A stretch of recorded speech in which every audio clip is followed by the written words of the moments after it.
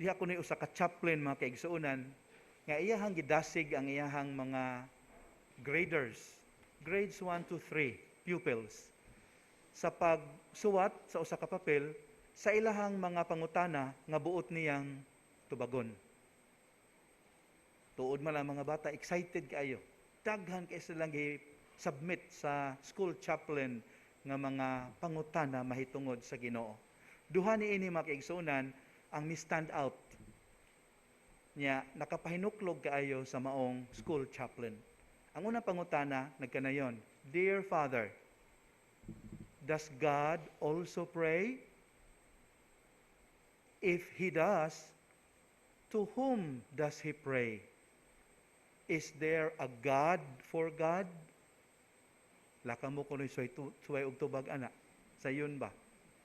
Ikaduhang pangutana nga nakapahinuklog po sa chaplain makaigsuonan mao kini.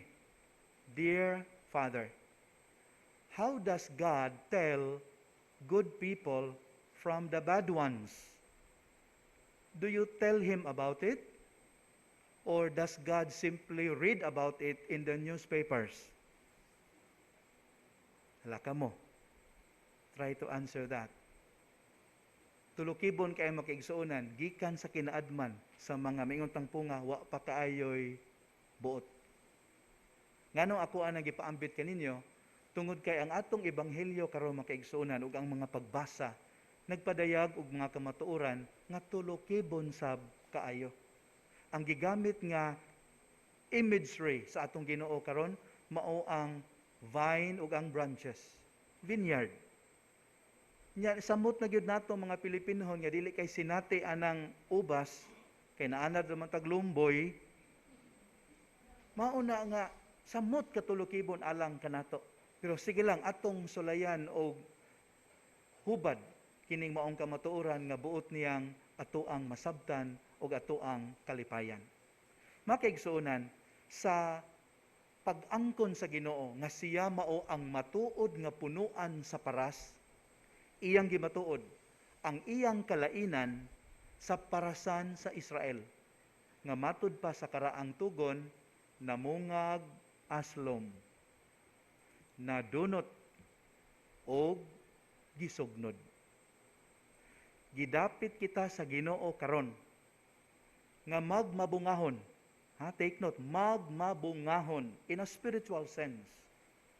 Apan, dili pinasubay sa worldly graphs and charts of productivity, kundili pinaagi sa abiding intimacy with Him.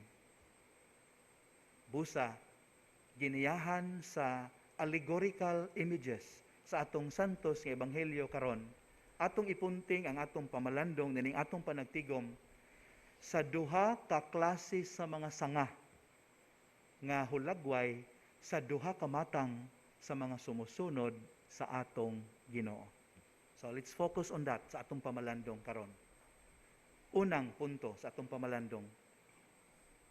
The unproductive branches may refer to Christian believers who rely more and more on their own efforts and recall less and less that they are mere conduits of the Lord's fecundity.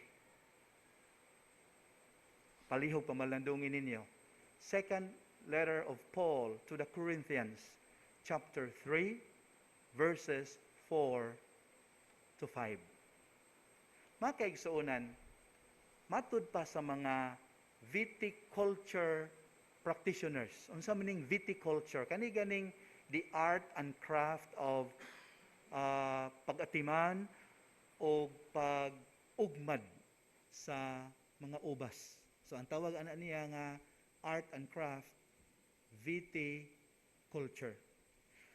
Matud pa sa mga viticulturist o mga eksperto anang dapita, napanid-an nila makaigsuonan, tarungon gyud ni o pamalandong. Napanid-an nila nga kini kunong mga sanga sa paras naay tendency, naay kahilig nga muyon-yon gyud ngadto sa yuta. Nganong ganahan magud sila moyunyon sa yuta? Aron makagamot. Mao na ilang tuyo ang nga sanga na tendency mo union gyud sa yuta. Ang purpose aron makagamot. Unya aron kung makagamot na sila, dili na sila mag-agad sa deep root system of the vine, sa punuan, which draws nutrients from the soil. So tanawa ang tendency nila, gusto nilang kaugalingon na ang musuyop nga tusyuta sa ilang gikinahanglan, di na sila magsalig sa ilang punuan. Unsay diferensya ani? Ang problema, ang gamot ni ining mga niyon ngadto sa yuta makaigsuonan, superficial. Wala kayo makadot ngadto sa ilawom, right? Superficial. Ug tungod niya na makaigsuonan, duharay ilahang dangatan. Either dili gyud mamunga, busa kinahanglan putlon kay way gamit, or kung makapamunga man gani, jutay ra kaayo nga pungpong. Unya ang maong pungpong upload pag yun. Nakuha ninyo ang imagery makaigsuonan? Am I making sense to you? Okay. So with that imagery in mind, kita makaingon sa atong kaugalingon nga ang kalidad di ay sa atong pakigtambayayong sa grasya sa pagpakigsuod sa Ginoo diha sa pagampo ug diha sa ligdo nga kinabuhi, mao di ay ang bugtong dalan padulong sa fruit bearing in the spirit ug dili ang atong lunlon nga tawhanong kahibalo o mga kaantiguhan. So naklaro na siya. Mao nay imagery ana nga kanindot kaayo. Ang tao nga magsalig sa hugalingon susama ni adtong sanga nga miyunyon gyud siyuta. Bisag bain ng pagka display dress babaw mo union gyud kay gusto siya mo imugamot, di siya magsalig sa iyang kaugalingon nga punuan. Makaigsuonan haron mas masabtan tani atong hinumduman ang kasinatian ni San Pablo nga gilakbit saysay sa unang pagbasa. Kay bawo na ta unsa ang niingon tangpo nga origin, background ni San Pablo. Sawa pa siya San Pablo nga si Saulo pa siya. Number 1 siyang persecutor sa mga Kristohanon. This experience of Paul, my dear friends, naglarawan nga cut off from the Lord due to obstinacy of the heart. Sigurado gayod nga mahitumpawa kita dili lamang sa mediocrity, kundi sa deterioration usab. Dili lamang sa diminution of value, kundi sa utter worthlessness usab. Dili lamang sa spiritual aridity, kauga sa espirituhanong kinabuhi, kundi sa estrangement from the God of life Himself usab. Mahimulag kita sa tuburan sa kinabuhi ug ang kinabuhi mismo. Mao ni atong dangatan, and the life of Saint Paul reminds us of that. Sa ato pa makigsuonan, hawa sa Dios nung pag-amuma, unsay mahitabo nato? Muratag sanga nga niyon sa yuta. Unsay mahitabo nato? Magsugo dayon og kubos, kunhod ang atong kusog. Og musalig na dayon kita sa atong limited resources and capricious ways nga siguro gyud nga kon mamunga man gani, bunga pod nga dili mapuslan. Ug kon mutubo man gani, hubag pod ang atong mahiaguman. Sa in English ani, if there is growth apart from God, most likely that growth is malignant.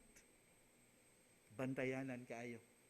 Makaigsuonan, matud pa ni sa basahon sa Proverbs, panultihon, tanawan ninyo palihog, 14:12. Pamalandungin ninyo na, kay kana nagpadayag, unsa kabuang sa tao nga mupili gyud nga mubulag sa Dios ug musalig sa iyang kaugalingon. Ni San Agustin pa makaigsuonan, ang sanga sa paras nga mahimulag sa punuan, walay kapuslanan alang sa hardinero o bisan alang sa karpintero. Unsay kapuslanan niini? Matud pa ni San Agustin, angay na lamang kining ihaling o kalayo. Nya mao na gisgutan sa santos nga ebanghelyo. Munang warning sa Ginoo kanato. Sa ato pa makiigsuonan, kung ato i-simplify ang unang punto sa atong pamalandong karon, mao kini. Apart from God, posible maghihapon nga mamunga ta, pero bunga lagi nga dili makaayo kanato og sa uban. Pwede kay mohimo gyapon tag mga maayong butang, maingon tang po nga maayong butang, good deeds. Pero far from being salvific, posible nga kining maong good deeds apart from God, not inspired by the Lord Jesus, kining maong mga buhat are aimed at something else except charity. Makadaot gihapon nato eventually. Mao nang lahi gyud makiigsunan ang mga maayong buhat nga tinukmod sa atong pagtuo sa Ginoo, ug mga maayong buhat nga tinukmod lang sa mere humanism. Kay kung mo na atong padulngan, I mean the latter, daghan kay ana mga social workers lang, diha ra kutob. Pero wala gyud mag-promote sa salvific, wala mag-perpetuate sa makaluwas nga buhat sa Ginoo. So abiding in the Lord is very crucial for our good deeds, for our fruitfulness, for our activities and relationships to truly become life-giving. Okay, proceed ta sa ikaduhang punto. The productive branches may allude to Christian believers who find strength, meaning, and purpose in their configuration to the Lord through the pruning process of everyday conversion and discipleship. Palihog pamalandungin ninyo, first letter of John, chapter 2, verses 5 to 6. Mga kaigsuunan, alang sa mga hanas sa pag-culture o pag-harvest o grapes, ang sanga kuno nga mabungahon makaigsuonan, gikinahanglan yung pulungan, pruning. Kinahanglan yung pulungan. Ngano man, aron pagtangtang sa mga laya nga bahin niini, which harbor insects and disease, nga kung pasagdan, makadunot sa maong sanga. So kinahanglan pulungan ang mga nauga, mga withered parts niini.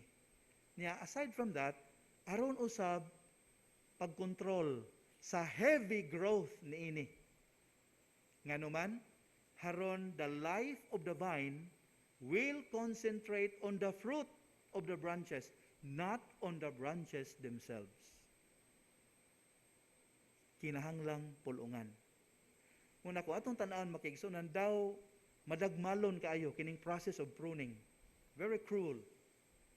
Apan atong hinumduman, inubanan sa support system, sa pruning system nga mao ang pagbutang og katayanan, trellis or lattice work, whatever, nga mukatay didto ang mga balagon sa ubas, kini maghatag og bag-ong kusog sa parasan. That's according to viticulturists. So with that in mind again, nga imagery nga ato makita, kita di ay makaingon sa atong kaugalingon. Haron kita makahimaya sa Dios, gikinahanglang andam kita kanunay nga musinati sa mga painful loss of relationships and activities nga makabalda nato sa paghimaya sa Dios. Palihog pamalandungin ninyo. Letter to the Hebrews, chapter 12, verses 6 to 11. Hinumduman nato makiigsunan ha, nga dili tanang kasakit o kalisdanan resulta sa atong kabuang. Naay mga negative experiences nga timaan sa padayong pag-umol o paghinlo sa Ginoo kanato to help us become the best that we can be. Usahay gud na ikalisdanan mo abot ato man tan-awon dayon tani nga dili maayo. Di mailhan nga God is not pleased with us. No. On the contrary, posible kayo nga ang maong kasinatian nga dili maayo nagpahinumdom kanato God is at work in us, leading us to something better and to something more. Inabagan sa Dios mga kaigsuonan atong hinumduman nga ato yung amumahan ang atong pag-ampo. Prayer life nurtures our abiding in Christ. Otherwise, malamoy kini ug mawani sa hustle and bustle of everyday. Ang mabungahong paggamit nato sa ato ang kaugalingong giftedness as well as the giftedness of the community, dili ni siya basis, kundili natural consequence of our choice to abide in Christ. Dili na to balihon ha, nga ang ato ang kanang pagbuhat ug maayo maoy hinungdan nga magpabilin ta ni Kristo. No, it's not the basis. It's simply the natural consequence of our choice to remain faithful to the Lord. Ang maong kamatuoran makaigsuonan maoy gibatbat sa ikaduhang pagbasa ug sa Salmo responsorio. Isip panapos in atong pamalandong karon, ato ang hinumduman ang imagery nga gipresent kanato sa usa ka makinaadmanon. Matud pa niya, ang kinabuhi kuno sa usa ka Kristohanon, posible natong itandi sa kinabuhi sa usa ka athlete. Dili igo ang pagbaton o superb stamina and skills only. Dili igo. Dili igo usab ang paghupot lamang sa full knowledge of the game and extensive experience of the sports. Dili igo. Dili igo usab ang pagtuman lamang sa intensive regimen of correct practice and healthy lifestyle. Dili igo. Ang labing mahinungdanon kuno mao ang pagdaog. Winning is most important. Unsa may gamit aning stamina, training, in the infield gyapon. Winning is the most important part. Mausab kini sa atong kinabuhi isip mga Kristohanon. Dili enough nga mailata nga iyata kang Kristo. Kinahanglang mamunga gyud ta. Unya ang maong bunga maghatod kanato ngadto sa kinabuhing dayon. That's the imagery of the Lord as the true vine, we His branches. May we remain in Him, for He is always faithful to us.